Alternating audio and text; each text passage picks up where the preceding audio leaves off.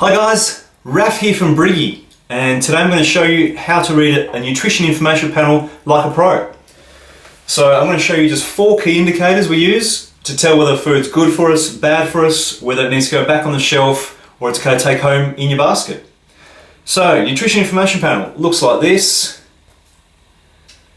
You've definitely all seen them before, present on every packaged food sold in Australia.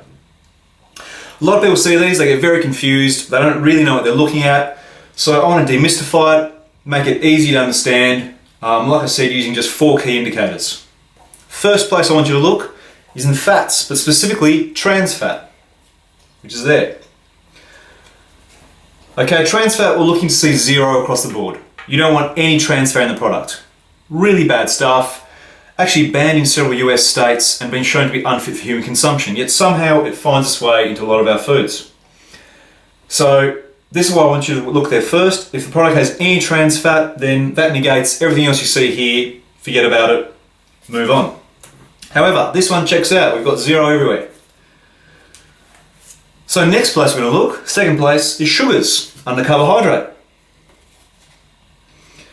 Now sugar, I probably don't need to tell you, is obviously a huge contributor to body fat gain, and in excess consumption can lead to diabetes, etc. You're going to get a lot fatter a lot quicker eating a ton of sugar than you are eating a ton of fat. It's absolutely ludicrous that food companies concentrate on low fat products when really it's sugar that we need to be wary of. So, sugar, therefore, you want it to be as low as possible.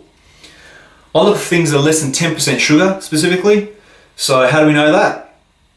Always look in the quantity per 100 gram column and scan down obviously where sugar is, and you want that to be less than 10 grams per 100. Obviously 10 into 100, 10%.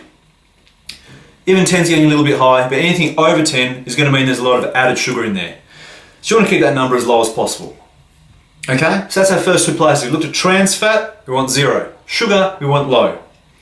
Third place, we're going to look at protein. Now protein,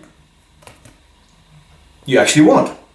Obviously protein is the building blocks of all tissues in our body. Obviously required for tissue repair as well as building new muscle. Very important if you're exercising. Now protein, my rule of thumb, I try and look for something that's over 8% protein. So over 8 grams per 100.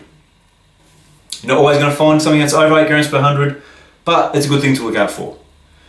Okay, so trans fat, none, sugars, low, protein, high. Fourth, final place we look is sodium.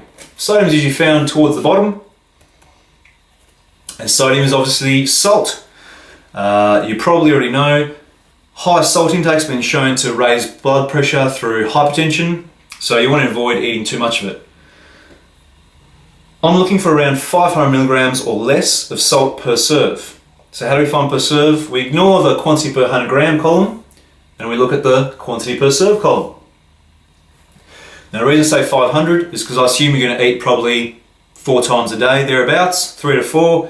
So obviously add those 500s together, you've got your 2000 pretty quickly. And that's really it. That's the 4 places we look. So again, trans fat, none. Sugars, we want low. Protein, we want high. And sodium, we want low, up to around 500 milligrams per serve. And that's all there is to it. Don't worry too much about kilojoule count at the top, unless you're on a restricted calorie diet, in which case you already know what you're looking for. And yeah, I hope that's helped you a little bit in understanding a nutrition information panel. Next time you're looking at products in the grocery aisle, you could make some better choices. Thanks for watching.